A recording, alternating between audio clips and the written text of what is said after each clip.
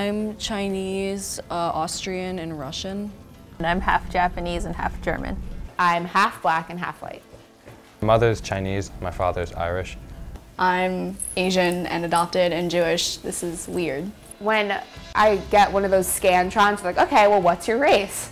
I kind of sit there and I'm like, well, I have no idea. I feel bad not representing what country I'm from, so I usually do other, but I'm not sure if I'm supposed to like say what I am, and like it's always just confusing for me.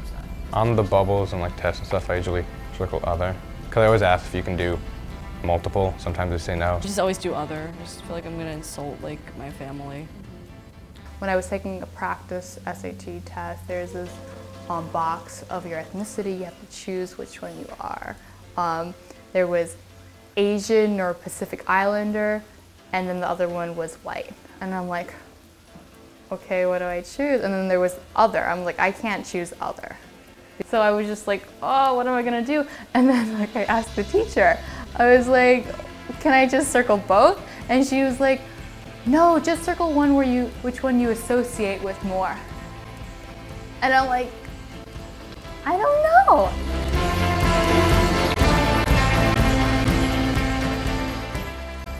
My mom, she brings a lot of her culture. She's Chinese. She brings a lot of her culture into our household, and so like I understand that culture, but I just can't connect to it. I see it, but I can't like be in it because I feel very out of place. Like whenever I'm with family, they always speak Chinese to each other, and I feel like it's like I'm kind of lost because I don't know what they're saying, and I don't know how like.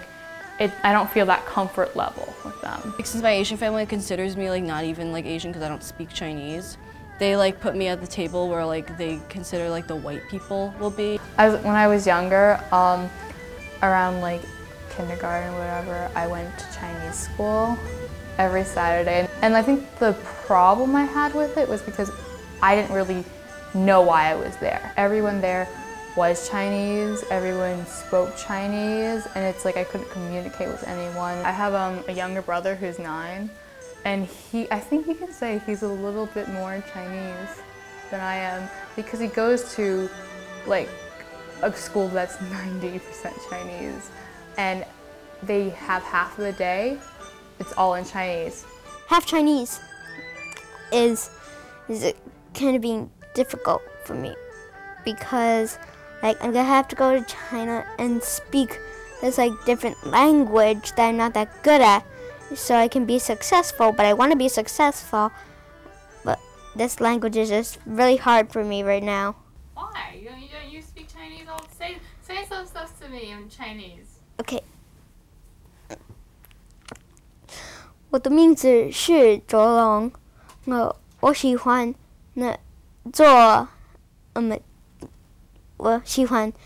做功课。 What does that mean? What did you say? I said, I like doing homework.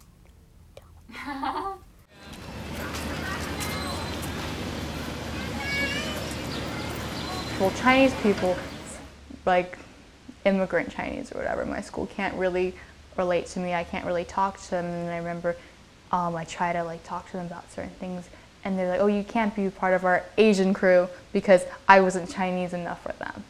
FOB is an acronym for fresh off the boat. Honestly, I don't like FOBs. I do not like FOBs. I personally think that the word FOB is derogatory because like people kind of use it as an insult, like you're dressed so fobby today, or like you look like a fob. A lot of fobs, they usually wear a lot of brand name stuff. Immigrant Chinese people wear American Eagle and Hollister. That's all they wear, and yeah, and well, it's sort of strange for me because on my mother's side, she's very, very, very Americanized, so she raised me like an American child, whereas my father's very traditional Chinese, so it's sort of like a mix. I can't really relate to like immigrant Chinese people. In Chinatown, they didn't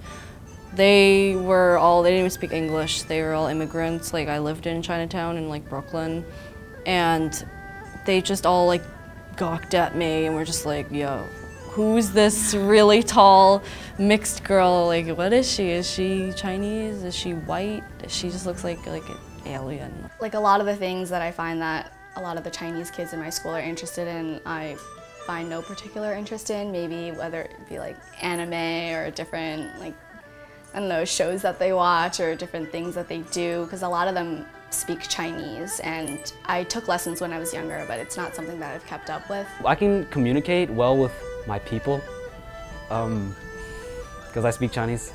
Sometimes I don't understand why my dad does these really Chinese things, like he washes his chopsticks in tea before we eat. One superstition that my mom really follows is not washing our hair like before Chinese New Year, or when a family member flies on an airplane or something like that, because they consider it bad luck. My mom, she's kind of like, you know, conflicted in a way. She says these horrible things about Chinese people, and she says she doesn't really like them, and she thinks Chinatown's dirty and nasty, and yet she loves shopping there. Chinatown's really, really dirty. It's very crowded. Chinese people are very loud. They yell in your face. They're very rude. Like they really don't understand like personal space. Like they don't understand the concept of personal space or boundaries. I love Chinatown because everything's so cheap. And it's always interesting people. It's always interesting to see people there. You always end up seeing someone you know somehow too. My dad just enjoys going down because it's tradition. Like every little holiday, every lunar festival we have, every Chinese New Year. Well, there's only one Chinese New Year, but every little thing we have to go to Chinatown or to my grandmother's house and eat traditional Chinese food. Party at Alpha Epsilon Pi. What's that? The Jewish fraternity. It was Caribbean night.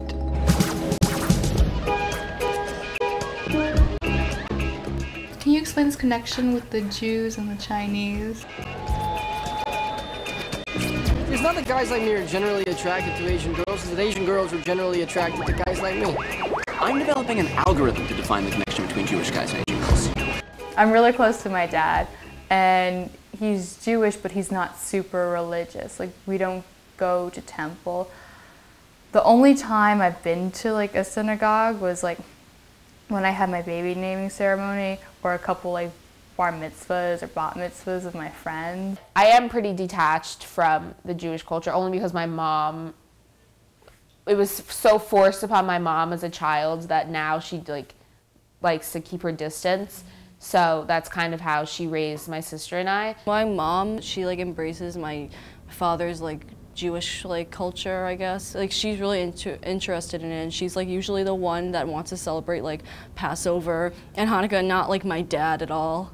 I think I started pretty much around kindergarten in Hebrew school, and it was a really great experience. It was nice learning about a different culture and different traditions, and I met a lot of people that way, and I guess, I don't know, I felt really close to the religion. Even though my mom is also Jewish and my dad is Jewish, I've kind of struggled to really figure out what my Jewish side is. Like, I felt like I had to do a little bit more reaching out. Like, the Jewish culture didn't seem as accessible as the Chinese culture to me.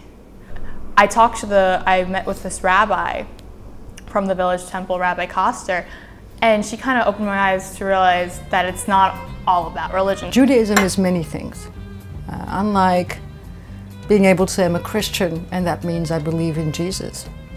In Judaism you could say I'm Jewish and be a Jew culturally, religiously, believe in a history, believe in a language, because it's also connected to Hebrew, and since I would say the re-establishment of the State of Israel in 1948, it's also a nation, it's also a country.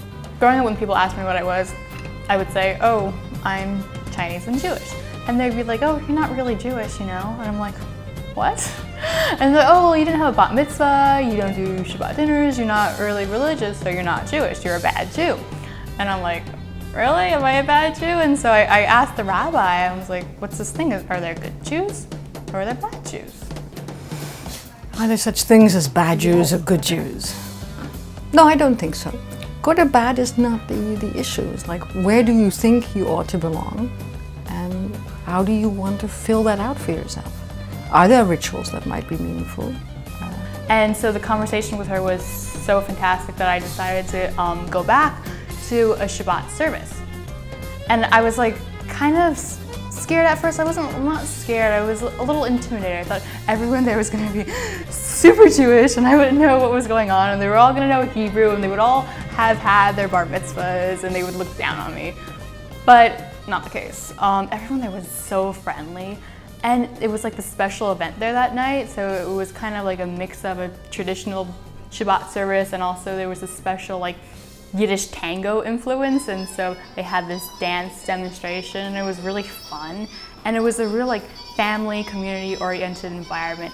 And through this experience, that was like what I was looking for, like kind of like a community to belong to, since for a long time I felt so detached from both my cultures that I didn't really belong anywhere. And so they were so open and inviting at the temple, and I just loved the environment, and I would totally love to go back and do it again. And actually the whole experience with the Shabbat service was so fun that it inspired me to do my own Shabbat dinner, which was like an experience in itself. So Shabbat is first and foremost a time to be with people that you care about, to talk to them, to read, to hang, as you would say. So the next Friday, I went to my friend's, I set up a dinner at my friend's house in Williamsburg, and we invited like 10 of our friends, and I was, okay, let's do this thing. And so even though, like, for 10 teenagers, it's kind of hard to cook a dinner, I realized. So we decided to order a chicken from Fresh Direct, and we ordered arugula and chocolate cake, and we actually made matzo ball soup though. So that was fun. But it was hilarious because there were 10 teenagers sitting around a table. The boys were all wearing yarmulkes, and we were eating off of plastic plates and drinking out of plastic cups, and it was a hoot. And but it really all brought us together because, you know, high school is so stressful and things like that, and we don't really have time to sit down and really relax and enjoy each other's company. And so this was like the perfect opportunity just to, you know, reconnect with our friends and stuff like that. And I think that's what Shabbat is about. You know, it's the day of rest. You just turn off the TV, turn off all those electronics, and you just sit down and like talk to each other. And we also did a prayer. But you have to say it with us. Okay, we'll say it all together, right? Okay. Baruch atah Adonai Eloheinu melech haolam asher kiddushanu b'mitzvotav v'tzivanu l'chadlik ner shel Shabbat. Amen. Amen. Amen. Amen. So this whole experience has really opened up my eyes and really opened me to different opportunities. And being Chinese, like every little thing that I find that's Chinese, I feel like I'm almost entitled to investigate it and know everything about it. And in wanting to explore more of my Chinese culture, I ran across the Museum of Chinese in America, short for MoCA. And I applied to be on their youth advisory board this summer, and I actually got in. And it's something I would have never even thought about applying to before this process, because it's like, that's a Chinese museum. I'm not Chinese, what would I do there? But I'm actually really excited to do it, and I would have never done it if I didn't start this process and gotten really excited about my culture. So I heard about this event called Loving Day, which celebrates interracial marriage, and I felt that's totally me, because I'm the result of an interracial marriage, and it just celebrates all these cultures and things like that, because it wasn't until 1967 where it was illegal to marry someone outside your race. And I thought that was crazy, and I was like, yeah, let's go support this thing. So I got a couple of my friends who I interviewed, some of my biracial friends, half Chinese and Jewish girls, and we all went to this this celebration on FDR and by the water. There was a barbecue there, and there was dancing, and it was like a really fun time, and it was kind of like closure for me. Just like there was all these like half white and black kids, and there were like Chinese kids and white kids and all these different races there, and we were just having fun, eating our hot dogs and burgers, and then there was little dancing, and we just went crazy, and it was really fun, and it was like a good environment, because I was like, these are my people, these people understand who I am, and so that was really cool. I'm so happy that I decided to try and figure out who I am. I'm totally proud to say I'm a half Chinese Jew. I want to tell the whole world this now.